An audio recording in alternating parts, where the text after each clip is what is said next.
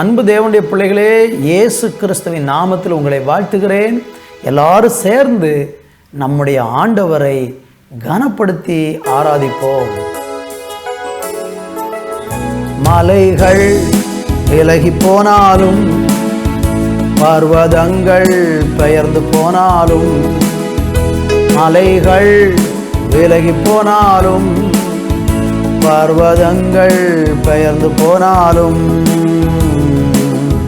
அவர் கிருபை அவர் இரக்கம் மாறாது எந்தன் வாழ்விலே. அவர் கிருபை அவர் இரக்கம் மாறாது எந்தன் வாழ்விலே. என்னை விட்டு விலகாத ஆண்டவர், ஒருபோதும் கைவிடாத சிநேகிதர். என்னை விட்டு விலகாத ஆண்டவர், என்னை ஒருபோதும் கைவிடாத சிநேகிதர். எனக்காக ஜீவன் தந்த இரட்சகர், என் வாழ்வில் என்றும் போதுமானவர். எனக்காக ஜீவன் தந்த இரட்சகர், என் வாழ்வில் என்றும் போதுமானவர். மலைகள் விலகி போனாலும், பர்வதங்கள் பெயர்ந்து போனாலும், மலைகள் விலகி போனாலும், பர்வதங்கள் பெயர்ந்து போனாலும், அவர் கிருபை அவர் இரக்கம் மாறாது எந்தன் வாழ்விலே. அவர் கிருபை அவர் இரக்கம் மாறாது எந்தன் வாழ்விலே.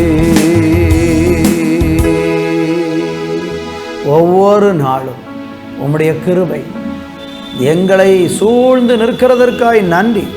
உம்முடைய கிருபை நிழலில் எங்களை ஒப்புக் கொடுக்கிறோம், மூடி மறைத்துக் கொள்ளும். இயேசுவின் நாமத்தில் பிதாவே, ஆமேன் ஆமேன். தேவனுடைய பிள்ளைகளே, இந்த நாளிலே நான் வாசிக்கும்படியாக ஏசாயா தீர்க்க தரிசனம் 54:10 வாசிக்கிறேன். மலைகள் விலகினாலும், பர்வதங்கள் நிலை பெயர்ந்தாலும், என் கிருபை உன்னை விட்டு விலகாமலும், என் சமாதானத்தின் உடன்படிக்கை நிலை பெயராமலும் இருக்கும் என்று உன்மேல் மனதுருகிற கர்த்தர் சொல்லுகிறார்.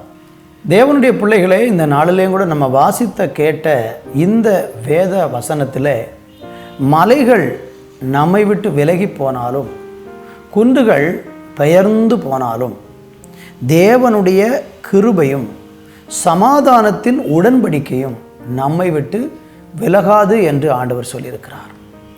எவ்வளோ அருமையான ஒரு வாக்குத்தத்தம் பாருங்க. மலை விலகி போகிறத நீங்கள் பார்க்கவே முடியாது.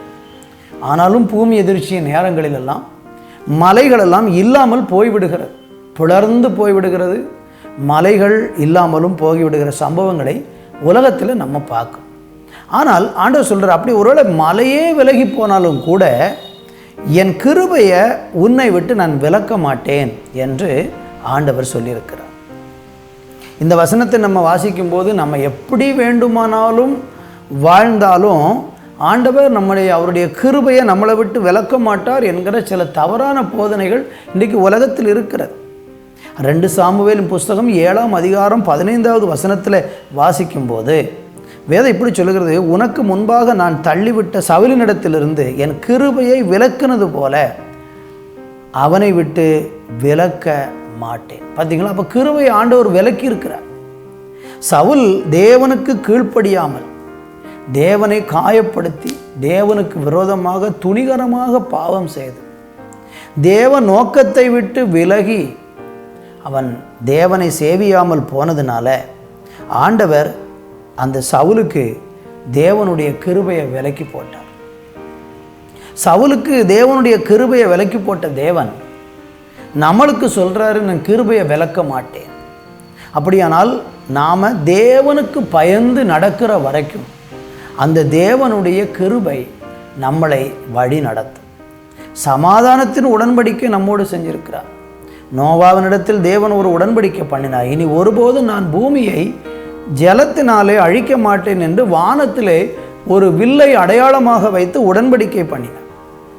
தேவன் உங்களோடும் என்னோடும் சமாதான உடன்படிக்கை பண்ணியிருக்கிறார். என் சமாதானத்தை உங்களுக்கு தருகிறேன், உலகம் தருகிற பிரகாரமாக அல்ல, என் சமாதானத்தை உங்களுக்கு வைத்து விட்டு போகிறேன் என்று ஒரு சமாதானத்தை உடன்படிக்கையாக இந்த உலகத்தில் வைத்து விட்டு போயிருக்கிறார். வேதம் சொல்லுகிறது துன்மார்க்கனுக்கு சமாதானம் இல்லை என்று. துன்மார்க்கமாய் நடந்தால் சமாதானம் அற்று போய்விடும். ஆனால் தெய்வ பயத்தோடு நம்ம நடந்தால் அந்த சமாதானத்தின் உடன்படிக்கையை கர்த்தர் நம்மளை விட்டு விலக்கவே மாட்டார்.